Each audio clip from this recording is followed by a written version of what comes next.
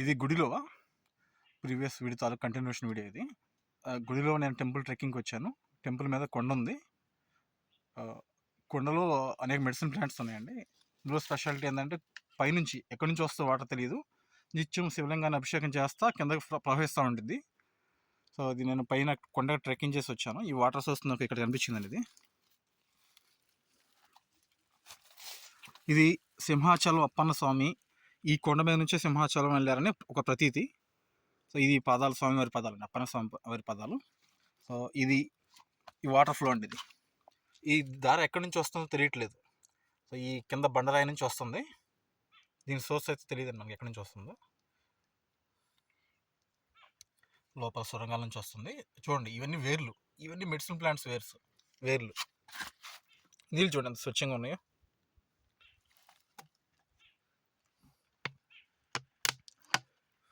Alkaline water అనేది రీసెంట్గా test చేస్తే pH 8 వచ్చింది. రెగ్యులర్గా మనం వాటర్ తాగుతాం కదా, మినరల్ వాటర్స్, RO వాటర్, దాని pH 5 to 7 మధ్యలో ఉంటుంది. సో మనకి ఎప్పుడైనా బాడీ pH, మన బ్లడ్ pH 7.5 ఉంటుంది యావరేజ్న. ఇది 8 అంటే ఆల్కలైన్ వాటర్ అండి. చాలా మంచి వాటర్ ఆల్కలైన్ వాటర్ అనేది. మనం ఇప్పుడు మార్కెట్లో క్యాన్జిన్ అని ఇట్లా డిఫరెంట్ బ్రాండ్స్తో అమ్ముతున్నారు. లీటర్ వచ్చేసరికి 50 నుంచి 70 రూపీస్ పడుతుంది. కొన్ని బ్రాండ్స్ అయితే 120 కూడా పడుతున్నాయి. అందులో ఏం లేదండి, ఆల్కలైన్ నేచర్ ఉంటుంది. అంటే pH అబౌవ్ 7 నుంచి 10 దాకా ఉంటుంది.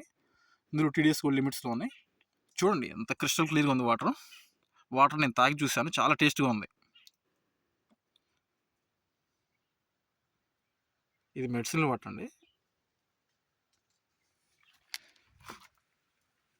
ఈ చుట్టూ అడవి, దట్టమైన అడవిలో ట్రెక్కింగ్కి వచ్చాను.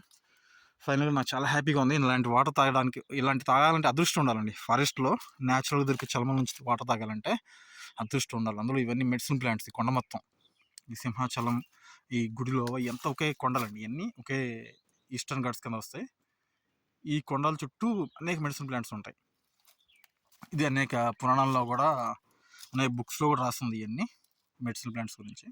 అన్ని రేరెస్ట్ మెడిసిన్ ప్లాంట్స్ అండి ఇవన్నీ.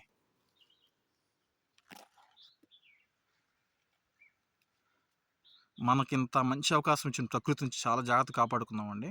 నేను ఈ ప్లాస్టిక్ బాటిల్ తెచ్చారనుకోవచ్చు మీరు, కానీ నేను బయట నుంచి తీసుకొచ్చి మళ్ళీ నేను బయట రీసైకిల్ బిన్లో పడేస్తాను. నేను ఇక్కడ పడేయనండి. ఇది దయచేసి మనం ఇలాంటి నేచర్ని పొల్యూట్ చేయొద్దు. మన స్కూల్స్లో ఎక్కువగా ఈ ర్యాంకుల గురించి, మార్కుల గురించి మాట్లాడతారు, కానీ మనం నేచర్కి ఎలా ఉపయోగపడాలో, మన వల్ల నష్టం తగ్గించాలో, ఎంత క్లీన్గా నేచర్ ఉంచాలో మనం నేర్పట్లేదండి. మన పిల్లలు కూడా మనం నేర్పట్లేదు. చాలామంది ఏం చేస్తున్నారు, మన ఇంట్లో చెత్తను మొత్తం కాళ్ళలో పడేస్తున్నారు. కాళ్ళలో చెత్త ఎక్కడ పోతుంది? ప్లాస్టిక్ వేస్ట్ మొత్తం ఎక్కడ పోతుంది? పొలాల్లోకి పోతుంది. పొలాలు పొల్యూట్ అయిపోతున్నాయి. తిరిగి ఆ పొల్యూట్ వాటర్ మనమే తాగుతాం. ఆ పొల్యూట్ ద్వారా పండించిన ఫుడ్ మనమే తింటాం. సో దయచేసి ఇలాంటివి నేర్పకండి. మన పిల్లలకి ముందు నేర్పాల్సింది క్రమశిక్షణ, ఈ పర్యావరణంపై అవగాహన. ర్యాంకులు, మార్కులు అవే వస్తాయి. ముందు క్రమశిక్షణ ఉండాలి. క్రమశిక్షణ మనకి ఇంటికి ఫౌండేషన్ ఎలాగో మనకి క్రమశిక్షణ అలాంటిది. మీకు ఈ వీడియో నచ్చితే please like this and please share, please subscribe my YouTube channel. ఇది చాలా కష్టపడి నేను కొండ మీదకి ఎక్కానండి, రిస్క్ తీసుకున్నా కూడా. మీకు నచ్చితే థ్యాంక్ యూ సో మచ్.